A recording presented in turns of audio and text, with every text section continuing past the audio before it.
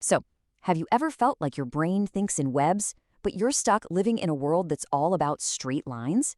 Today, we're jumping right into that disconnect, a challenge that so many people face. Let's get into it.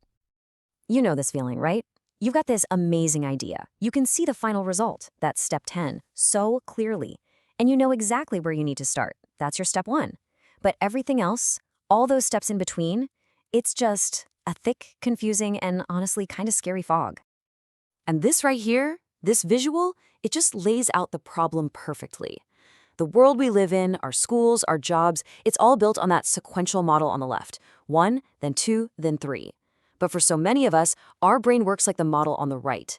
We see the start, we see the finish, but the path connecting them is a total tangle. This brings us to what we're calling the foggy middle problem. And it's exactly what it sounds like. It's that deep, fundamental mismatch between a brain that thinks in this beautiful web of interconnected ideas and a world that demands we move forward in a straight, predictable line. So what's actually going on inside that fog? Well, a big part of it is something called cognitive overload. Now, this isn't about not seeing the steps. Oh no, you see them. The problem is you see them all at once, and every single tiny little subtask, from find the right file to finish the report, is screaming at you with the exact same maximum volume.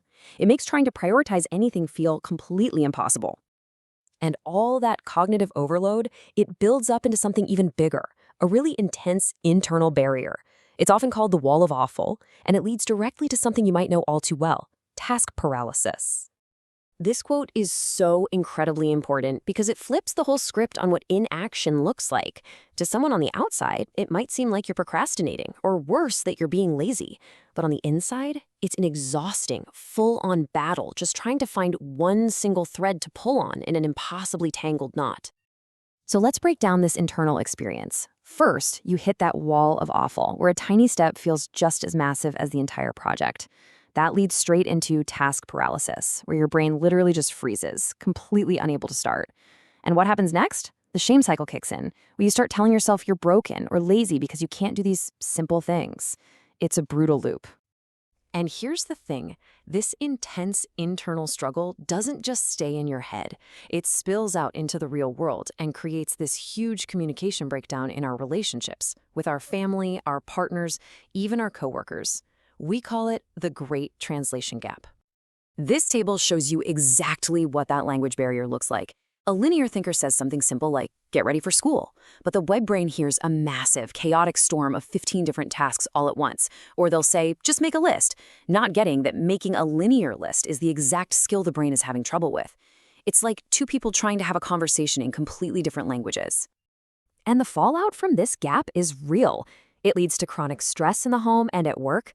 The linear thinker feels like they have to constantly nag, while the nonlinear thinker feels totally misunderstood and criticized all the time.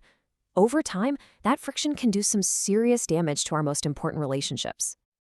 Okay, but what if there was a translator? What if there was something that could bridge that gap? Well, this is where technology, specifically AI, is starting to become a real game changer. It's emerging as this incredible tool that can act like an external brain, one that translates all that internal chaos into simple, linear clarity. The really key idea here is thinking of AI as an external executive function. So we're not just talking about a calendar app or a to-do list that just holds information for you. We're talking about a genuine prosthetic for your brain, something that actively does the organizing and sequencing for you. It takes the chaos and makes it linear. So how does it actually do that? Well, think of it in 3 key roles. First, it's your middle manager. You just give it step 1 and your visionary step 10, and it instantly builds that bridge, filling in all the steps in between.